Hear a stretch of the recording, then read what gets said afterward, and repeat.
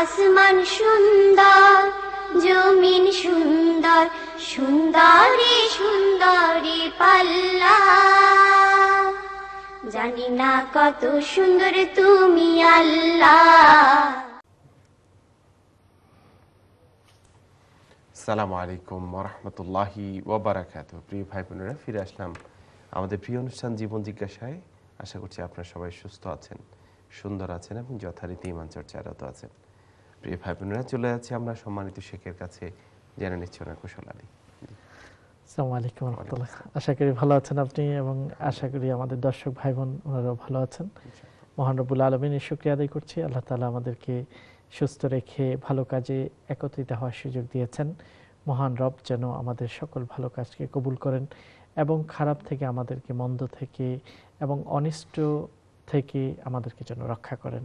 এটাই মহান রবের কাছে আমাদের ফরিয়াদ। এবং সেই সাথে বছরের শেষ সময়ে আমরা চলে আসছি। ইংরেজি বছরের ডিসেম্বরের শেষ সপ্তাহের দিকে আমরা চলে আসছি। 2015 আমাদের থেকে বিদায় নিচ্ছে এবং নতুন আরেকটি বছর শুরু হবে 2016। কাজেই এই সময় আবার নতুন করে আমাদেরকে পর্যালোচনার সময় এসে গেছে যে পুরাটি বছর আমাদের অতিবাহিত হলো, তাতে আমরা কতটুকু নিজেদের জীবনের মানকে উন্নয়ন করেছি দ্বীনের দিক থেকে, ইসলামের দিক থেকে, এবং ভবিষ্যতে কি প্ল্যান করা দরকার আরও বেশি উন্নত করার জন্য। কতগুলো ভালো কাজ করেছি বা কতটুকু সুযোগ ছিল সেটাকে অবহেলায় নষ্ট করেছি, আবার সেটাকে ভবিষ্যতে কি করে কাজে লাগাতে পারবো। গুনাহ থেকে 2015-এর সকল গুনাহ থেকে মহান রবের কাছে আমরা মুক্তি চাবো, তিনি যেন সেটাকে মুছে দেন এবং 2016-কে আরও উন্নত করার, আরও সুন্দর করার, ঈমান এবং আমল চর্চার গতিকে আরও সমৃদ্ধ করার তৌফিক যেন মহান আল্লাহ আমাদেরকে দান করেন। আল্লাহুম্মা আমিন। আমিন সুম্মা আমিন। আমরা কলারের কাছে চলে যাব, দেখি কে আছেন আমাদের সাথে। আসসালামু আলাইকুম। হ্যালো, ওয়ালাইকুম আসসালাম। জি, আপনার প্রশ্ন বলেন। আমি একটা কোশ্চেন করতে চাচ্ছিলাম। জি প্লিজ। হ্যালো, আসসালামু আলাইকুম। ওয়ালাইকুম আসসালাম, আপনার প্রশ্ন বলেন। জি, আমার কোশ্চেনটা হচ্ছে, আমি বেশ কিছুদিন ধরে শুধু বেবি স্বপ্ন দেখি, নবজাত বেবি। আচ্ছা। তো আমার ইয়াটা হচ্ছে যে আজকে যে স্বপ্ন দেখেছি সেই স্বপ্নটা ছিল আমার আম্মার বেবি হয়েছে, মানে বেবি বর্ন হয়েছে, সিজার, এরকম বাচ্চাটা আমার কোলে পেশাব করে দিয়েছে। আর আমি বেশ কিছুদিন ধরে এই স্বপ্নটা দেখি, আমি বুঝতে পারতেছি না যেটা কেন দেখছি। আপনার সন্তান কয়জন আছে? আমার সন্তান দুজন, একটা ছেলে একটা মেয়ে। ঠিক আছে। জি, আর কোনো প্রশ্ন আছে বোন আপনার? না না, জি না, আমি এটা নিয়ে খুব টেনশনে আছি যে আচ্ছা, আপনি ফোন রাখলে এবং আম্মা তো একদম বয়স্ক হয়ে গেছে, তার বেবি দেখেছি, আমি বুঝতে পারছি না কেন। আমি আরো একদিন এইরকমই একটা স্বপ্ন দেখেছিলাম। ওকে, আমরা শেখের কাছে যাচ্ছি। ধন্যবাদ। প্রথম বোনটি আমাদেরকে একটি স্বপ্ন শোনালেন যে তিনি প্রায় দেখছেন নবজাতক শিশু, নিউবর্ন বেবি স্বপ্নে দেখছেন। এই স্বপ্নটির ব্যাখ্যা কি হতে পারে? এটার অনেক রকম ব্যাখ্যা হতে পারে, ভালো খারাপ দুরকমই হতে পারে। তবে মহান রব্বুল আলামিনের কাছে প্রথমেই আমরা দোয়া করে নিই যে আল্লাহ যেন যে কোনো স্বপ্নের অমঙ্গল থেকে আমাদেরকে রক্ষা করেন, আর তার মধ্যে যে মঙ্গল থাকবে সেটা যেন আল্লাহ তাআলা আমাদেরকে দান করেন। স্বপ্নের অ্যাকুরেট ব্যাখ্যা যে কোরআন এবং সুন্নাতে কোনো বিবরণ নেই যে এই স্বপ্ন, এই জিনিসটি দেখলে এই অর্থ হবে, কয়েকটি বিষয়ে ছাড়া এরকম পরিপূর্ণ কোনো বিবরণ সুন্নাতে নেই। তবে যারা অভিজ্ঞ আছেন তারা তাদের অভিজ্ঞতার আলোকে বিভিন্ন জিনিসের বিভিন্ন ব্যাখ্যা সাব্যস্ত করেছেন। এই জন্য নবজাত শিশুর অনেক রকম দিক থাকতে পারে। নবজাতক শিশু প্রথমত সে পবিত্র হয়ে দুনিয়াতে আসে, নতুন জীবন পায়। তাহলে আমরা দেখি যেমন হাদিসের মধ্যে আছে যে কেউ যখন হজ পরিপূর্ণভাবে করে আসবে তখন সে নবজাতক শিশুর মতো ফিরে আসে, অর্থাৎ তার সকল গুনাহগুলো ক্ষমা হয়। তাহলে গুনাহ ক্ষমার একটা বিষয় এখানে জড়িত আছে। আবার নবজাতক শিশুর সাথে অনেক নতুন করে তাকে লালন পালনের বিষয়ে দায় দায়িত্বের বিষয়টি মা বাবার কাঁধে আছে। এবং ওই দায়িত্ব পালনটাও একটা কঠিন কাজ। তাহলে কঠিন কোনো দায়িত্ব আসছে, এটাও এদিকেও ইঙ্গিত থাকতে পারে। এরকম বিভিন্ন সম্ভাবনা স্বপ্নগুলোতে থাকে। তা এইরকম স্বপ্ন দেখা হলে প্রয়োজন হলো যে আল্লাহর কাছে দোয়া করা, যেন আল্লাহ এইখান থেকে কল্যাণটা দান করেন, যেটা ভালো সুন্দরটা, এবং যদি কোনো অকল্যাণ থাকে সেখান থেকে যেন মুক্তি দান করেন। ধন্যবাদ আপনাকে। জি বোন, আশা করছি আপনি একটু শান্ত হবেন এখন থেকে, খুবই অস্থির বলছেন। আরেকজন বোন প্রশ্ন করেছেন যে হাতে এবং পায়ের যেগুলো পশম নর্মালি ফালানো উচিত, এগুলো ছাড়া অন্য পশমগুলো ফালানো কি গুনাহ কিনা? বিষয়টি সুস্পষ্ট যে আমরা আমাদের শরীরে পুরুষ এবং নারীর 3 রকমের চুল থাকতে পারে, কেশ থাকতে পারে। প্রথমত কতগুলো আছে যেগুলোকে অবশ্যই ফেলতে হবে, সেটা আমরা জানি যে অতিরিক্ত যেগুলো আছে নারী এবং পুরুষের গোপন জায়গাগুলোতে আছে, সেগুলোকে পরিচ্ছন্ন করাটা এটা গুরুত্বপূর্ণ একটা দায়িত্ব। প্রতি সপ্তাহে করা উচিত, 2 সপ্তাহে করা উচিত, 3 সপ্তাহে করা উচিত, তবে কোনোভাবেই যেন সেটা 40 দিন পেরিয়ে না যায়, এ ব্যাপারে খেয়াল রাখতে হবে। একইভাবে মানুষের আর্মফিটে বগলের নিচে থাকে, সেগুলোকে পরিষ্কার করতে হবে। তাহলে কতগুলো আছে সেগুলোকে অবশ্যই পরিষ্কার করে ক্লিন করে ফেলতে হবে।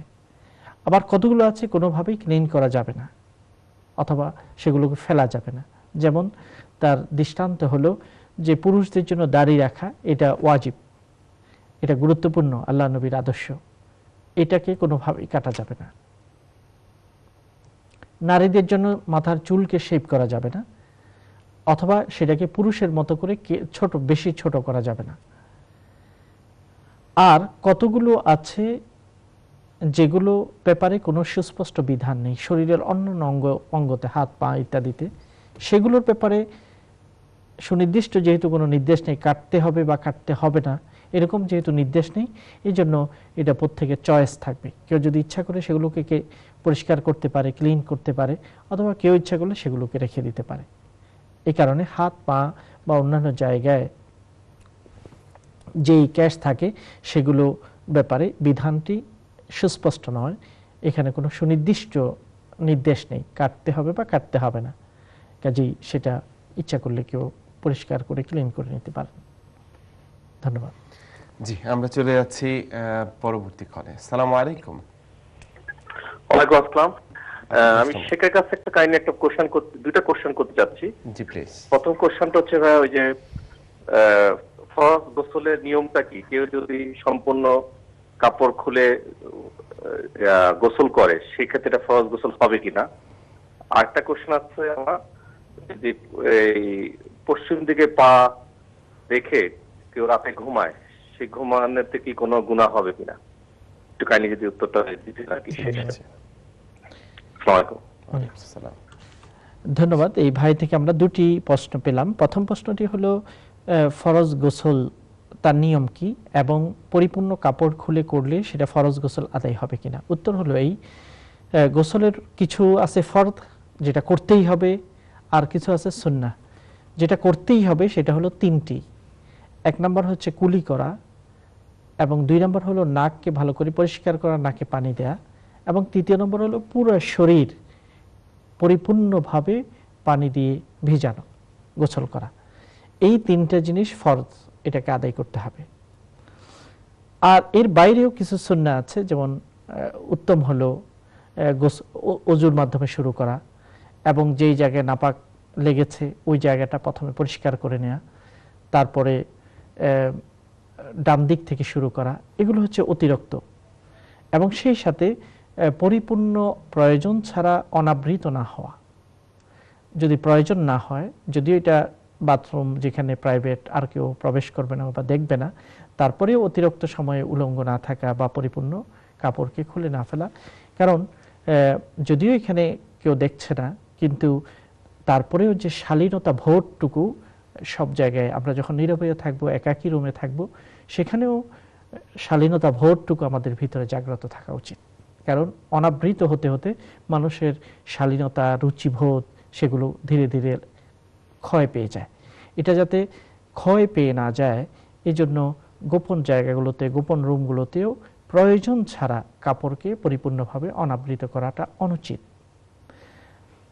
তবে যখন প্রয়োজন পড়ে, যেমন কাপড় চেঞ্জ করার সময় প্রয়োজন পড়তে পারে, তখন যদি কিছুটা অনাবৃত হয়ে যায়, অথবা টয়লেটে গেলে মানুষকে কিছুটা অনাবৃত হতে হয়, সেটা প্রয়োজন তো অবশ্যই করতে হবে। সেটা ছাড়া অপ্রয়োজনে দীর্ঘক্ষণ কাপড়কে খুলে রাখা, পরিপূর্ণ থাকা, অনাবৃত থাকা, এটা উচিত নয়। তবে কেউ যদি অনাবৃত অবস্থায় পরিপূর্ণভাবে গোসল করে নেয়, তার ফরজ গোসল আদায় হয়ে যাবে, সেটা উচিত নয়। দ্বিতীয় প্রশ্ন আপনি করেছেন, পশ্চিম দিকে পা দিয়ে রাত্রেবেলায় ঘুমানো এটা ঠিক হবে কিনা। উত্তর হলো এই, প্রথমত ওয়ার্ড পশ্চিম বলতে আমাদের এখানে যে, আপনি যদি ইউকে থেকে এই প্রশ্নটি করে থাকেন, ইউকে ইউরোপের পশ্চিম দিকে কোনো অসুবিধা নেই, দিক। এখানে আপনি হয়তো জানতে চাচ্ছেন বাংলাদেশে পশ্চিম হলো কেবলার দিকটি হলো পশ্চিম, কিন্তু এই দেশে যারা আমরা থাকি আমাদের কেবলাটা হলো সাউথ ইস্ট, অর্থাৎ দক্ষিণ পূর্ব দিকেই হচ্ছে কেবলা। কাজে আমাদের পা কিবলা দিকে দেওয়া যাবে কিনা আপনি এটাই হয়তো জানতে চাচ্ছেন। পশ্চিম দিকে দিলে এই দেশে কোনো অসুবিধা নেই, কারণ পশ্চিম দিকে কেবলা নয়। বাংলাদেশের থেকে পশ্চিম দিকে কেবলা, এই দেশ থেকে কেবলা হলো সাউথ ইস্ট, অর্থাৎ দক্ষিণ পূর্ব দিকে কেবলা। অর্থাৎ আপনি জানতে চেয়েছেন কিবলার দিকে পা দিয়ে ঘুমানো যাবে কিনা। উত্তর হলো এই, সাধারণত আমাদের কনসেপ্ট হলো যেটা খুব সম্মানিত ওই দিকে পা দেয়া যায় না, এটা হচ্ছে আমাদের কনসেপ্ট, এবং এটা হচ্ছে আমাদের ট্র্যাডিশনাল ধারণা। কাজেই সম্মানের জিনিসের প্রতি যেমন আমরা পা দিই না, কেবলার দিকে পা দেওয়াটা উচিত নয়। কেবলার দিকে পা দেওয়া যায় দুইটা সময়, কেবলার দিকে পাকে টেনে দেওয়া যায় দুইটা সময়। এক নম্বর হলো যখন কোনো অসুস্থ ব্যক্তি দাঁড়িয়ে বসে নামাজ আদায় করতে পারছে না, তিনি শুয়ে নামাজ আদায় করছেন, সেই সময় তিনি কেবলার দিকে পাকে টেনে দেবেন এবং তার চেহারাটাকে কিছুটা উঁচু করলে তিনি তার মুখটা কেবলার দিকে হয়ে যাবে। যেহেতু তিনি দাঁড়াতে কিংবা বসতে পারছে না, তার পাকে কেবলার দিকে দিতে পারবেন। এটা হচ্ছে একটা অসুস্থ ব্যক্তির, যিনি শুয়ে নামাজ আদায় করছেন, তার একটা নিয়ম। এই কারণেই শুধু কেবলার দিকে পা দেওয়া যায়, কিন্তু যারা সুস্থ তারা ইচ্ছাকৃতভাবে কেবলার দিকে তারা পা দেবেন না। এই কারণে আমরা বলবো যে কেবলার দিকে পা না দিয়ে আপনি শোয়ার চেষ্টা করবেন। বরং সুন্নাহ পদ্ধতি হলো শোয়ার, যে এভাবে আপনি শুবেন যাতে করে ডান কাত হলে, ডান পাশ হলে আপনার চেহারাটা কেবলার দিকে থাকে। এইভাবে শোয়ার ব্যবস্থা করাটা এটাই হচ্ছে উত্তম। ধন্যবাদ। জাযাকুমুল্লাহ। আমরা চলে যাচ্ছি পরবর্তী কলে। আসসালামু আলাইকুম। হ্যালো, আসসালামু আলাইকুম। ওয়ালাইকুম আসসালাম ওয়া রাহমাতুল্লাহ। আপনার প্রশ্ন বলেন। আচ্ছা, আমি লন্ডন থেকে ফোন করছি, আমার নাম সৈয়দ রফিকুল। আমার একটা প্রশ্ন হইল, জি, আমি জার্মানিতে আসলাম 7 বছর। জি, তো এখানে নামাজ রোজা ঠিক মতো করতাম পারি নাই। বিশেষ করে রোজা তো রাখতাম পারছি না, কথা কোন সিচুয়েশন আছে না, বুঝছেন না কথা? জি, যে জার্মানিতে 7 বছর আমি রোজা রাখতাম পারছি না। এখন আমি কি করা, এগুলো কোনো খোঁজানো রোজা পরে ঈদের হওয়ার পরেও রাখছি না। এখন কিতা হইলে আমি দামি মুক্ত হইমু, কিতা করলে, কোন কাজ করলে হঠাৎ আমার যদি মনে আসে বুঝাই এখন নাকি? ঠিক আছে, জি, ঠিক আছে। ধন্যবাদ। একটি দুঃখজনক কথা আমরা শুনতে পারলাম। আল্লাহ যেন আমাদের সবাইকে ক্ষমা করেন। যে যিনি প্রশ্ন করেছেন, প্রশ্নকারী, তিনি জার্মানিতে ছিলেন 7 বছর, সেখানে তিনি রোজা ইত্যাদি নিয়মিত আদায় করতে পারেননি। আবার এখানেও লন্ডন এখন চলে এসেছেন, সেখানেও তিনি প্রথম দিকে এসে রোজা ইত্যাদি করতে পারেননি। প্রথমত আপনার সবচেয়ে বড় গুরুত্বপূর্ণ দায়িত্ব হবে যে এই অবহেলা যেটা আপনি করেছেন ফরজের ব্যাপারে, ইসলামের স্তম্ভ, পিলার যেটা রমাদানের রোজা রাখা, সেটার ব্যাপারে যে অবহেলা হয়েছে, সেই জন্য মহান রবের কাছে, আল্লাহর কাছে আপনি অত্যন্ত অনুতপ্ত হয়ে তার কাছে ক্ষমা চাবেন, তওবা করবেন, ইস্তেগফার করবেন, এবং এটা যেন সিনসিয়ার তওবা হয়। তওবার অর্থ হলো এই, হে আল্লাহ, তুমি আমাকে সুস্থ রেখেছিলে, সুযোগ দিয়েছিলে, আমি তারপরে রোজা রাখিনি, আর এই অপরাধের জন্য আমি খুবই অনুতপ্ত, আমি খুবই মনক্ষুণ্ণ। বর্তমান থেকে আমি রোজা শুরু করে দিয়েছি, রমাদানের রোজাগুলো। ভবিষ্যতে আমি ইচ্ছাকৃতভাবে রমাদানের রোজাকে আর কাদা করব না বা মিস করব না। এভাবে আপনি তওবা করবেন। তওবা যখন সিনসিয়ার হয়, খাঁটি হয়, মন থেকে হয়, আসলেই আপনার মন যদি এই কাজের জন্য দুঃখিত হয়, অনুতপ্ত হয়, তখন অবশ্যই আল্লাহ এরকম খাঁটি তওবাকে কবুল করেন। কারণ আল্লাহ বলেছেন, ইয়া আইয়ুহাল্লাযীনা আমানু তুবু ইলাল্লাহি তাওবাতান নাসুহা, হে বিশ্বাসীরা তোমরা ফিরে আসো, খাঁটি মন নিয়ে ফিরে আসো। খাঁটি মন মানে যে আবার তওবা করলাম, আবার গুনাতে ফিরে যাব, এমন চিন্তা নিয়ে নয়, পরিপূর্ণ অনুতপ্ত হয়ে তোমরা ফিরে আসো। তুবু ইলাল্লাহ আইয়ুহাল মুমিনুন, তোমরা আল্লাহর কাছে পরিপূর্ণভাবে ফিরে আসো হে ঈমানদারগণ। কাজে আপনি আল্লাহর কাছে ফিরে আসেন, নতুন করে ইবাদত করেন। এরপর আপনি একটা জাজমেন্ট করতে পারেন, একটা চিন্তা ভাবনা করতে পারেন যে জার্মানিতে আমি 7 বছর ছিলাম, লন্ডনে হয়তো 1-2 বছর আমি রোজা রাখিনি। প্রতি বছর যদি আপনি 30টি করে রোজা ধরেন, তাহলে এই রোজাগুলো যদি আপনার পক্ষে সক্ষমতা থাকে, তাহলে আপনি প্রতি সোমবার, বৃহস্পতিবার রোজা রাখা শুরু করেন এবং কতদিন আপনার মিস হয়েছে এটা একটা চিন্তা করেন। যেহেতু রোজার ব্যাপার এটা কোনো বেশি নয়, প্রতি বছরে মাত্র 30টি রোজা। এভাবে যদি আপনি 10 বছরের রোজা হিসাব করেন, তাহলে নফল রোজাগুলো আপনি রাখা শুরু করেন। নফল রোজা, এই নফল রোজার মাধ্যমে আল্লাহ তাআলা হয়তো এই ফরজ রোজার যে মিস হয়েছে সেটাকে আল্লাহ তাআলা ক্ষমা করবেন। আর যদি রোজা রাখার মতো শারীরিক সক্ষমতা আপনার না থাকে, আপনি দায় মুক্তির জন্য ফিদিয়া দিয়ে দিতে পারেন। প্রতি রোজার পরিবর্তে 5 পাউন্ড করে ফিতরার পরিমাণ গরিবদেরকে, একজন গরিবকে আপনি দান করতে পারেন। তাওবা এবং রোজা রাখার চেষ্টা, নতুবা ফিদিয়া দিয়ে দায় মুক্ত হওয়ার চেষ্টা করা উচিত। ধন্যবাদ আপনাকে। জাযাকুমুল্লাহ। প্রিয় ভাই বোনেরা, চলে যাচ্ছি ছোট্ট একটি বিজ্ঞাপন বিরতিতে, ফিরে আসবো ইনশাআল্লাহ। বিজ্ঞাপন বিরতি শেষ করে আশা করছি আপনারা আমাদের সঙ্গ দিবেন। আসসালামু আলাইকুম ওয়া রাহমাতুল্লাহি ওয়া বারাকাতুহু। আসমান সুন্দর, জমিন সুন্দর, সুন্দরী সুন্দরী পাল্লা, জানি না কত সুন্দর তুমি আল্লাহ।